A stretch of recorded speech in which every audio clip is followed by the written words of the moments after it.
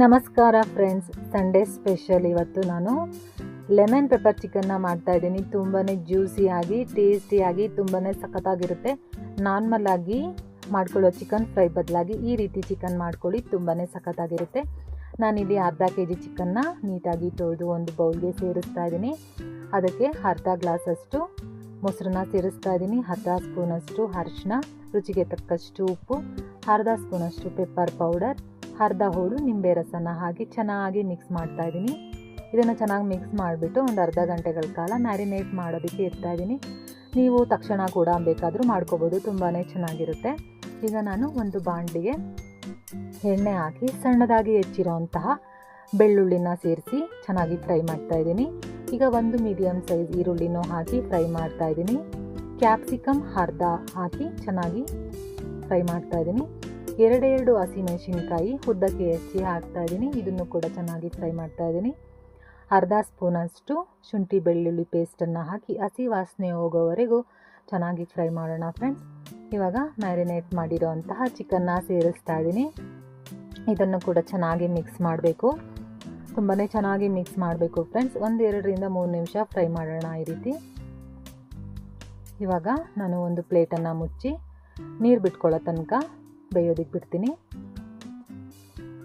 ಒಂದು ಲಿಂಟನ್ನು ಕ್ಲೋಸ್ ಮಾಡ್ತಾ ಇದ್ದೀನಿ. ಒಂದು 5 ನಿಮಿಷ ಆದರೆ ಸಾಕು, ಈ ರೀತಿ ನೀರು ಬಿಟ್ಕೊಳ್ಳುತ್ತೆ. ಇವಾಗ ನೋಡಿ ಫ್ರೆಂಡ್ಸ್, ಎಷ್ಟು ಚೆನ್ನಾಗಿ ಕಾಣಿಸಿದೆ ಚಿಕನ್ನು. ಇವಾಗ ನಾನಿಲ್ಲಿ ಅರ್ಧ ಸ್ಪೂನಷ್ಟು ಗರಂ ಮಸಾಲ ಹಾಕ್ತಾಯಿದ್ದೀನಿ, ಅರ್ಧ ಸ್ಪೂನಷ್ಟು ಜೀರಾ ಪೌಡರ್ನ ಹಾಕ್ತಾಯಿದ್ದೀನಿ. ಇದನ್ನು ಚೆನ್ನಾಗಿ ಮಿಕ್ಸ್ ಮಾಡಬೇಕು. ಚೆನ್ನಾಗಿ ಮಿಕ್ಸ್ ಮಾಡಿ ಆದಮೇಲೆ ಫ್ರೆಂಡ್ಸ್, ಇಲ್ಲಿ ನಾನೊಂದು ಅರ್ಧ ಸ್ಪೂನಷ್ಟು ಕಾರ್ನ್ಫ್ಲೋರನ್ನು ನೀರಿಗೆ ಹಾಕಿ ಈ ರೀತಿ ಕಲಸಿ ಹಾಕ್ತಾಯಿದ್ದೀನಿ. ಇದನ್ನು ಹಾಕೋದ್ರಿಂದ ಲೆಮನ್ ಪೆಪ್ಪರ್ ಚಿಕನ್ನು ತುಂಬಾ ತಿಕ್ಕಾಗಿ ಜ್ಯೂಸಿಯಾಗಿ ಬರುತ್ತೆ. ಅದರಿಂದ ನಾನು ಇದನ್ನು ಯೂಸ್ ಮಾಡ್ತಾಯಿದ್ದೀನಿ. ಇವಾಗ ನಾನು ಸ್ವಲ್ಪನೇ ನೀರು ಹಾಕಿ ಮಿಕ್ಸ್ ಮಾಡ್ತಾಯಿದ್ದೀನಿ. ಮಿಕ್ಸ್ ಮಾಡಿಬಿಟ್ಟು 1 ನಿಮಿಷ ಈ ರೀತಿ ಫ್ರೈ ಮಾಡ್ಕೊಳ್ಳೋಣ. ತುಂಬಾ ಚೆನ್ನಾಗಿರುತ್ತೆ, ನೀವು ಟ್ರೈ ಮಾಡಿ. ಸಂಡೇ ಸ್ಪೆಷಲ್ ಇವತ್ತು. ಇವಾಗ ನಾನು ಅರ್ಧ ಹೋಳು ನಿಂಬೆ ರಸನ ಹಾಕ್ತಾಯಿದ್ದೀನಿ. ಸ್ವಲ್ಪ ಕಲರಿಗೋಸ್ಕರ ಒಂದು ಅರ್ಧ ಸ್ಪೂನ್ ಅಷ್ಟೇ ಸೋಯಾ ಸಾಸ್ನ ಆ್ಯಡ್ ಮಾಡ್ತಾಯಿದ್ದೀನಿ ಫ್ರೆಂಡ್ಸ್.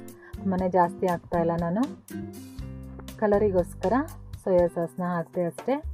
ಇವಾಗ ಕೊನೆಯದಾಗಿ ಕೊತ್ತಂಬರಿ ಸೊಪ್ಪು ಮತ್ತು ಕರಿಬೇವನ್ನು ಸೇರಿಸ್ತಾ ಇದ್ದೀನಿ. ಇದನ್ನು ಚೆನ್ನಾಗಿ ಮಿಕ್ಸ್ ಮಾಡಿಬಿಟ್ರೆ ರೆಡಿನೇ ಆಗೋಯ್ತು ಲೆಮನ್ ಪೆಪ್ಪರ್ ಚಿಕನ್. ಒಂದು 20 ನಿಮಿಷದಲ್ಲೇ ರೆಡಿ ಆಗುತ್ತೆ ಫ್ರೆಂಡ್ಸ್. ಇದು ನೋಡಿದ್ರಲ್ಲ ಫ್ರೆಂಡ್ಸ್, ನಾನು ಯಾವ ರೀತಿ ತುಂಬಾ ಈಸಿಯಾಗಿ ಲೆಮನ್ ಪೆಪ್ಪರ್ ಚಿಕನ್ನ ತುಂಬಾ ಜ್ಯೂಸಿಯಾಗಿ ಮಾಡಿ ತೋರಿಸ್ದೆ ಅಂತ.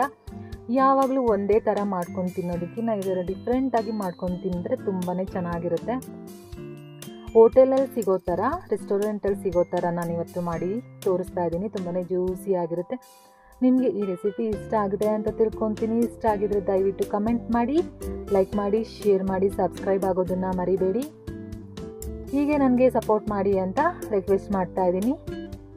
ಮತ್ತೆ ಸಿಗ್ತೀನಿ ಮತ್ತೊಂದು ಈಸಿಯಾದ ರೆಸಿಪಿಯೊಂದಿಗೆ. ಅಲ್ಲಿವರೆಗೂ ನಮಸ್ಕಾರ.